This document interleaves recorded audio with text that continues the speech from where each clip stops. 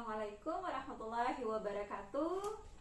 Jumpa lagi bersama saya Sri Wahyuni SKM MKes. Nah, kali ini saya akan membahas mengenai hipertensi. Yuk sahabat sehat, kita kenal apa itu hipertensi. Sebagai salah satu penyakit yang cukup serius hingga mendapat julukan The Silent Killer, hipertensi atau yang biasa disebut dengan darah tinggi sangat perlu mendapatkan perhatian yang serius dari setiap individu. Nah, hal ini dikarenakan hipertensi dapat menyerang tanpa adanya gejala atau tanda pada tubuh kita. Nah, sahabat sehat, secara pengertian, hipertensi itu atau tekanan darah tinggi adalah suatu tekanan di mana tekanan darah diastolik lebih dari atau sama dengan 140 mm Hg dan tekanan darah diastolik lebih atau sama dengan 90 mm Hg. Nah, sahabat sehat, meskipun pada umumnya, hipertensi tidak menunjukkan gejala pada penderita, namun terdapat keluhan yang tidak spesifik yang dialami oleh penderita hipertensi, antara lain seperti sakit kepala dan pusing, kemudian jantung berdebar-debar, rasa sakit di dada, kemudian gelisah, penglihatan kabur, dan mudah lelah. Nah, apabila penderita hipertensi memiliki gejala-gejala yang seperti saya sebutkan tadi, maka ada baiknya kita mengetahui tips mengontrol hipertensi. Tips mengontrol hipertensi antara lain yang pertama, mengetahui tekanan darah kita. Tekanan darah normal berada pada 120 mm per 80 mm Hg. Jadi tekanan darah normal berada pada angka 120 per 80 mm Hg. Yang kedua, minum obat secara teratur sesuai dengan anjuran dokter. Berhati-hati. Yang ketiga, berhati-hati menggunakan obat bebas. Dan yang keempat, melakukan kontrol tekanan darah secara teratur. Nah, sahabat sehat, hipertensi diketahui memiliki dua penyebab utama. Yang pertama, hipertensi primer. Seringkali penyebab terjadinya hipertensi pada kebanyakan orang dewasa tidak dapat diidentifikasi. Nah, hipertensi itu cenderung berkembang secara bertahap. Hipertensi primer cenderung berkembang secara bertahap selama bertahun-tahun sampai akhirnya menjadi parah karena tidak diatasi atau tidak ada dilakukan penanganan. Kemudian yang kedua, penyebab hipertensi yang kedua adalah hipertensi sekunder. Nah, beberapa orang memiliki tekanan darah tinggi karena mengalami kondisi kesehatan yang mendasarinya. Hipertensi sekunder terjadi secara tiba-tiba, Hipertensi sekunder terjadi secara tiba-tiba dan menyebabkan tekanan darah lebih tinggi dibandingkan dengan hipertensi primer. Nah, sahabat,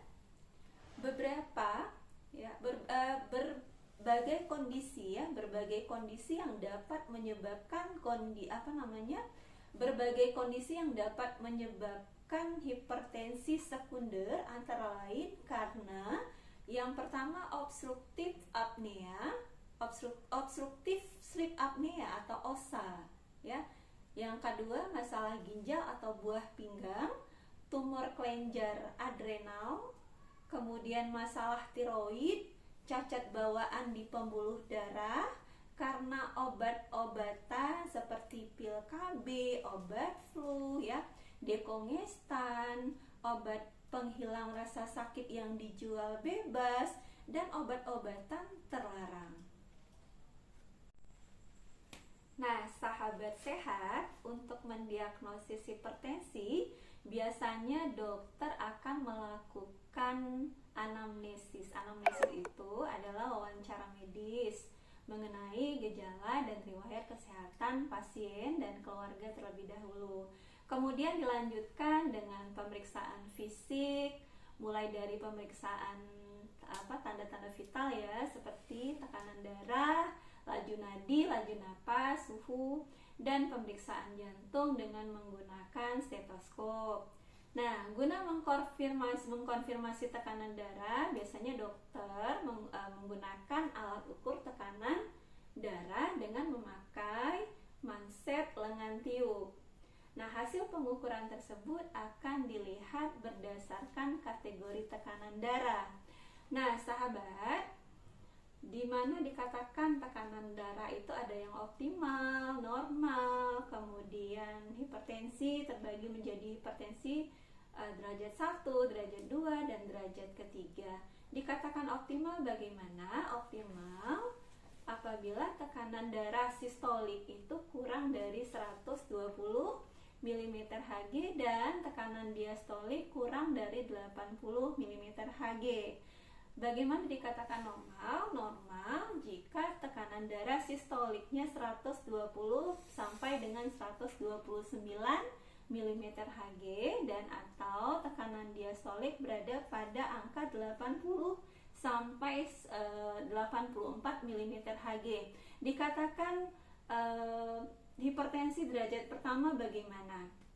Nah, hipertensi derajat pertama, tekanan darah diastolik itu berada pada angka 140 sampai 159 mm Hg dan atau tekanan diastoliknya itu 90 sampai 99 mm Hg.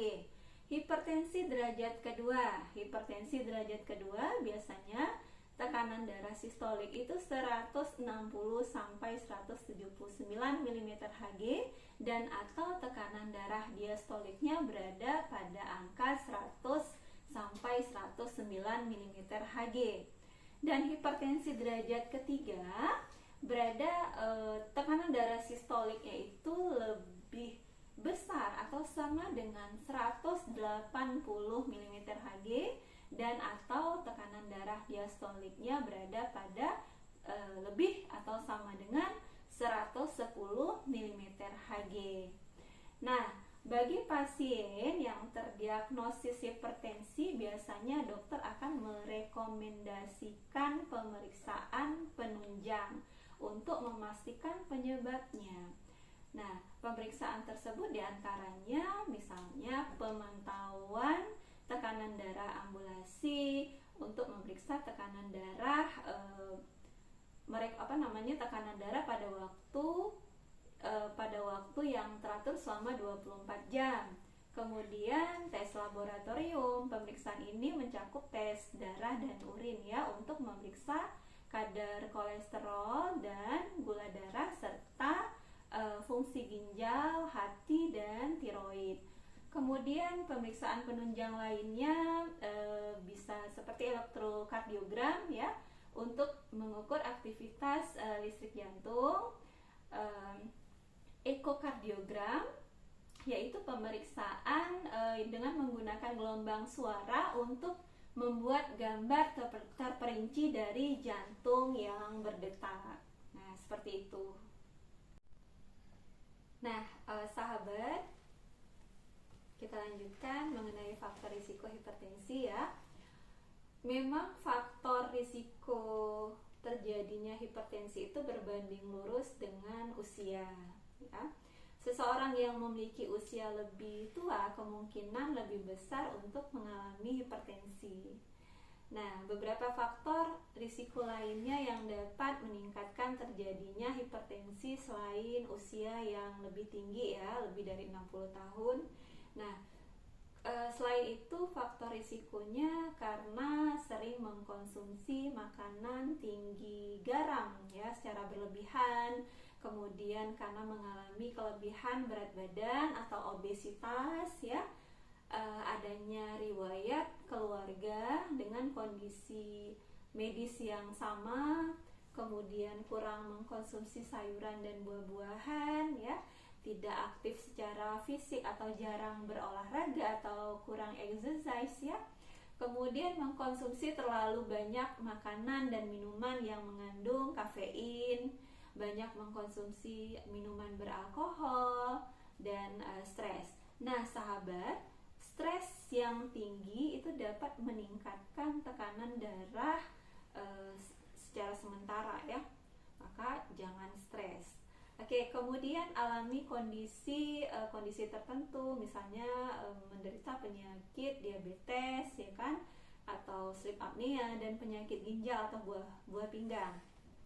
Nah, sahabat sehat, perlu dipahami juga terkadang kehamilan juga dapat menyebabkan terjadinya tekanan darah tinggi. Selain itu, gangguan hipertensi juga dapat terjadi pada anak-anak ya. Penyakit hipertensi juga terjadi pada anak-anak karena biasanya disebabkan oleh beberapa masalah ginjal atau jantung. Nah, sahabat, pengaruh gaya hidup yang buruk ya dapat memperparah terjadinya penyakit hipertensi. Maka kita meskipun demikian kita masih dapat kok menurunkan tekanan darah tinggi atau mencegah risiko terjadinya hipertensi, yaitu dengan mengubah pola hidup menjadi lebih sehat. Nah, dan mengatur pola makan atau minuman secara rutin.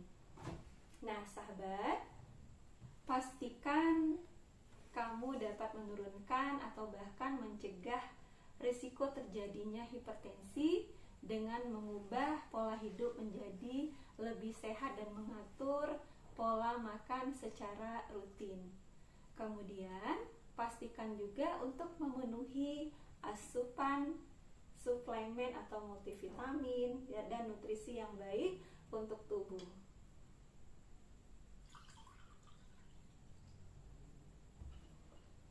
Demikian, salam sehat. Assalamualaikum warahmatullahi wabarakatuh.